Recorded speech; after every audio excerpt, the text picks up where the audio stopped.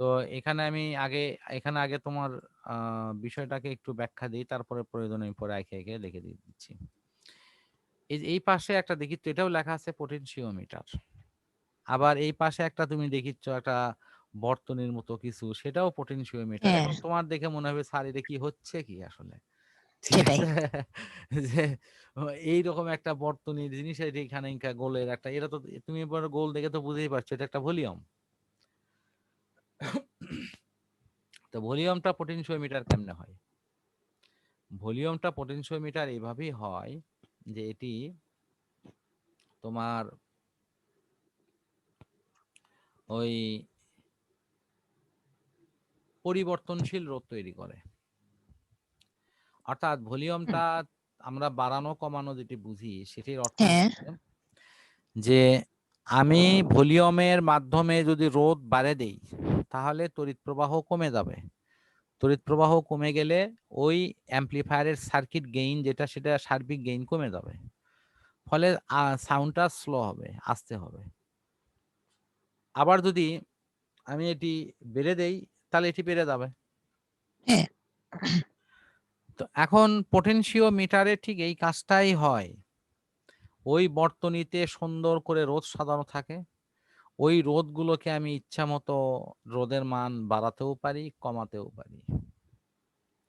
ইচ্ছা মতো এই যে রোধের মান কম বেশি করা যায় ওই পটেনশিওমিটারে, সেটি কিভাবে করা যায়? তো এটি কিভাবে করা যায়, এই কাজটা কিন্তু যত সহজে বলা হচ্ছে আসলে এটি যেহেতু বাস্তবে তোমার কাছে যন্ত্রটি নেই, সে কারণে এই যন্ত্রের একটা প্রাথমিক একটা অনুলিপি বা প্রাথমিক একটি কাঠামো তোমাকে আগে বুঝতে হবে, তারপরে এটি পূর্ণাঙ্গ রূপে তোমাকে দেখান দেবে। কারণ ওই যন্ত্রটিতে আমার যতটুকু মনে আছে, আমি সেটি হলো যে প্রায় 10টি তার আছে। প্রত্যেকটা হুম, তারের দৈর্ঘ্য হলো 1 মিটার। তার মানে 10 মিটার লম্বা একটা তার। এই 10 মিটার লম্বা তার, সে তারটি হলো একটি পূর্ণাঙ্গ রোধ। তার মানে 10 মিটার জুড়েই তার রোধ আছে। ও পুরো 10 মিটার জুড়েই রোদ আছে, হ্যাঁ। হ্যাঁ, রোধ আছে।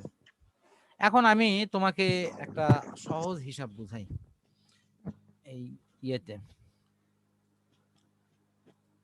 হোয়াইট বোর্ডে। সেটি হলো, মনে করো এটা একটা তার।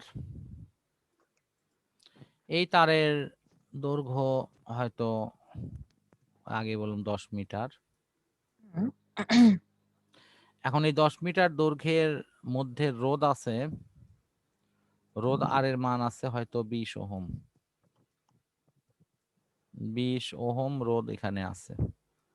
তো এই যে রোধে মানে 20 ওহম রোধ আছে, তো এখানে তোমার, তাহলে আমি যদি বের করি যে 10 মিটারের মধ্যে 20 ওহম আছে, তার মানে একক দৈর্ঘ্যে রোধ আছে কত? 2। হ্যাঁ 2 ওহম রোধ কি একক দৈর্ঘ্যে আছে? একক দৈর্ঘ্য আছে, হ্যাঁ।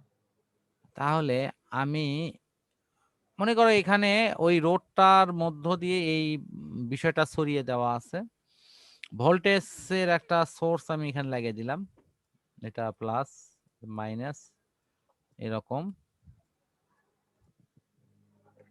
হুম, ঠিক আছে? জি স্যার। এটি লাগিয়ে দিলাম।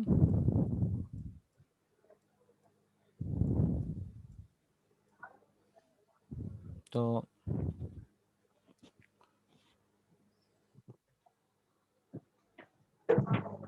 এই জায়গাতে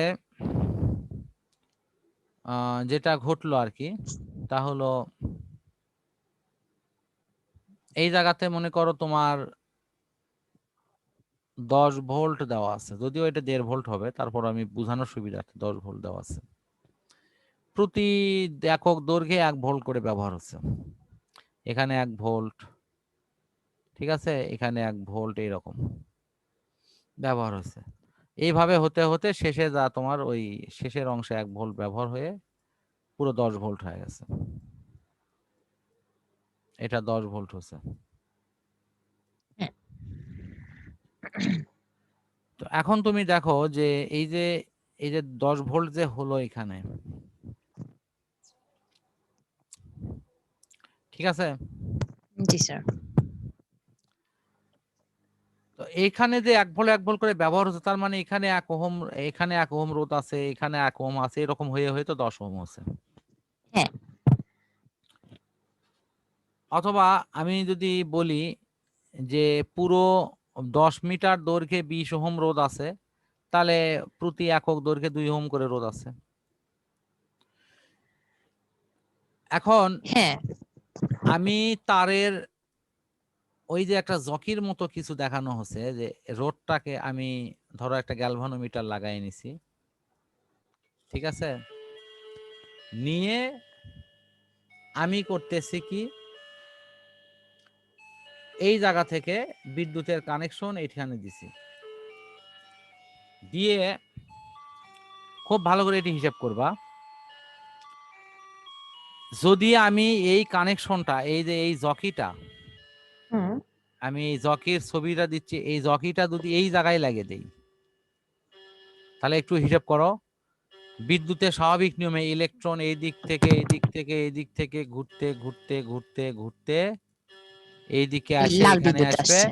এখান থেকে হ্যাঁ আসে এর মধ্য দিয়ে ব্যাটারির পজিটিভ প্রান্তের কাছে ইলেকট্রন চলে যাবে। হ্যাঁ হ্যাঁ তাই কোনো তো হওয়ার কথা। এখানকার এই এই রোধ কি কোনো চান্স পাবে? না পাবে না। এখন এই জকিটা যদি আমি এই পাশে লেগে দেই, এই জকিটা যদি একদম এখানে লেগে দেই, এখানে লাগিয়ে দেওয়ার অর্থ হচ্ছে, হ্যাঁ তাহলে রোধটা চান্স পাবে। ঠিক আছে, তাহলে আমি হ্যাঁ বলবো যে এই জায়গায় মনে করে এটা নাই, মনে করে এটা নাই। আচ্ছা হ্যাঁ তো তখন কি হবে, এটা তখন এই রোডটা কিন্তু ফুল ব্যবহার হবে, হ্যাঁ কারণ ব্যাটারি বিদ্যুৎ এখানে আসবে, এখান থেকে এখানে যাবে, যাওয়ার পরে এখানে সে ফুল ভোল্টেজ পাবে, বা মানে ফুল রোডটা ব্যবহার করবে। হুম তার মানে এই জায়গাতে লাগালে সে 20 ওহম রোধই ব্যবহার করে, যদি 1 মিটার দূরে লাগায় তাহলে 18 ওহম রোধ ব্যবহার করবে, আরো 1 মিটার দূরে লাগায় তাহলে 16 ওহম রোধ ব্যবহার করবে, এইরকমের ঘটনা। ও আচ্ছা হ্যাঁ হ্যাঁ হ্যাঁ তাই তো হতো। আরো আরো এইদিকে আসলো মানে তোমার আরো এইদিকে সরে যদি লাগায় তাহলে 14 ওহম রোধ ব্যবহার করবে, এইরকম হতে হ্যাঁ হতে এই শেষ মাথায় এসে যদি লাগায়, এখানে এসে যদি ওই জকি লাগায়, তাহলে সে তোমার মাত্র 2 ওহম রোধ সে ইয়ে করবে, হ্যাঁ ব্যবহার করবে। ব্যবহার করবে। হুম এবং একদম শেষ প্রান্তে এখানে সে লাগালে কোনো তাহলে রোধই জিরো ব্যবহার হবে না। ওহম। হ্যাঁ কোনো তার মানে রোধ তখন শর্ট সার্কিটের মতো ধাঁধা ধাঁধা করে বিদ্যুৎ প্রবাহিত নেই। হবে। জি স্যার। তাহলে এখন তুমি দেখো তো, এই তারটা কি একটা পরিবর্তনশীল রোধের একটা মানে ব্যালেন্স একটা উদাহরণ হলো না? ও আচ্ছা আচ্ছা হ্যাঁ হ্যাঁ হ্যাঁ হ্যাঁ হ্যাঁ তাহলে তাই তো। এখানে ভলিউমের মধ্যে কি ছিল, ভালো করে দেখো, এটা তো ভলিউম, এটা কিন্তু ভলিউম, ভলিউমের মধ্যে এই রকম একটা গোল রোধ আছে, রোধের একটা পাত আছে, হুম ঠিক আছে, ভলিউমের মধ্যে এই রকম কাটা বসানো আছে, ওকে। তো হ্যাঁ এখন বিদ্যুতের যে টানটা দেওয়া হচ্ছে, এই যে এখান থেকে লাইন মনে করো যে মাইনাস থেকে এটি যাচ্ছে, আর এই লাইন আছে হলো প্লাস থেকে, এই প্লাসের মাথা যদি এটি লাগে তাহলে সর্বোচ্চ বিদ্যুৎ প্রবাহিত হবে। হ্যাঁ আবার যদি ওই পাশে লাগে তাহলে সর্বনিম্ন। আর যদি এই মাথা যদি তোমার এই পাশে এসে লাগে, এই যে এখানে এসে লাগে, তাহলে বিদ্যুৎ দেবে সর্বনিম্ন, কারণ বিদ্যুৎ তখন এই দিক দিয়ে ঘুরে তোমার এখানে আসা লাগবে, তাছাড়া কিন্তু উপায় নেই। তাহলে এই লালটার অংশ যদি আবার এখানে আসে, তখন তখন কি হবে, বিদ্যুৎ শুধু এইটুকুর, বিদ্যুৎ হ্যাঁ তখন শুধু এই যে দেখো আমি পিঙ্ক কালার যেটুকু দেখাচ্ছি, এইটুকুর অংশ ব্যবহার করবে, কারণ হুম এইটুকু তো তখন দরকার নাই তার। হ্যাঁ আমার মনে হয় বিষয়টা বুঝতে পারছো। জি স্যার। এটাই কি তাহলে রেগুলেটরের মধ্যে লাগানো থাকে? রেগুলেটরটা হলো তোমার যেটা ক্যাট ক্যাট ক্যাট ক্যাট করে, হ্যাঁ হ্যাঁ এটা হলো তোমার একটা পুরাতন রেগুলেটর। ট্রান্সফরমারের পয়েন্ট বসানো থাকে সেটি, কিন্তু এখানে আমি যেটা দেখাচ্ছি সেটি হলো তোমার সুইচ, অর্থাৎ ভলিউম। ভলিউম বলতে স্যার যেটা ওই যে আমরা মানে টার্ন আপ ভলিউম, মানে ওই যে যেমন হচ্ছে ইউপিএস এ লাগানো থাকে অথবা কম্পিউটারের ওগুলো, সাউন্ড আচ্ছা ওই যে ভলিউম, ঘুরাইতে। সাউন্ড ভলিউম হ্যাঁ দেখো হ্যাঁ তুমি, সাউন্ড ভলিউম আপ ডাউন করা যায়। জি স্যার। তো অ্যানালগে তোমার ভলিউমে তো লাগানো থাকে, হ্যাঁ ভলিউম থাকে তো। বাড়িয়ে দাও কমে দাও, জি স্যার ওই জিনিস। বুঝতে পারছি। এখন প্রশ্ন হলো তাহলে এই দেখো এই যে যদি এরকম 10 মিটার তারকে যদি ওইভাবে সাজানো হয়, ওইভাবে ইয়ে করা, তাহলে কি সেটি কি তৈরি করবে? সেটি কি এরকম রোদের এইরকম একটা সুবিন্যস্ত অবস্থান তৈরি করবে না?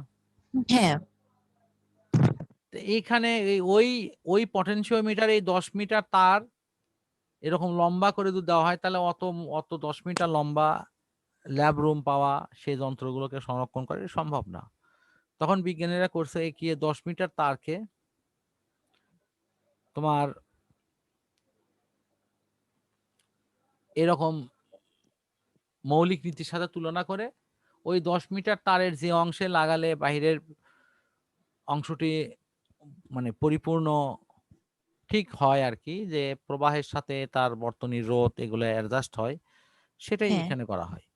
তাহলে এখানে দেখা যাচ্ছে একটা ভলিউম যে কাজটা করতেছে, ওখানে ওই 10 মিটার যে তার সেই তারটি সেই একই ভূমিকাই পালন করতেছে, ভলিউমের মতোই কিন্তু এই কাজ করতেছে।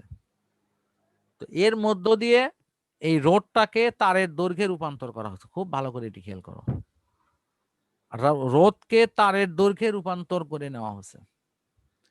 যে আমি রোধ যদি হয় 10 মিটার, তাহলে তারের তারের দৈর্ঘ্য হলো 10 মিটার, তার মানে আমার রোধ হবে 20 ওহম। রোধ যদি হয় 5 মিটার, তাহলে ইয়ে হবে কত, 10 ওহম, এইরকম। 10 ওহম। হ্যাঁ আশা করি মূল ফ্যাক্টটা বুঝতে পারছো। জি স্যার।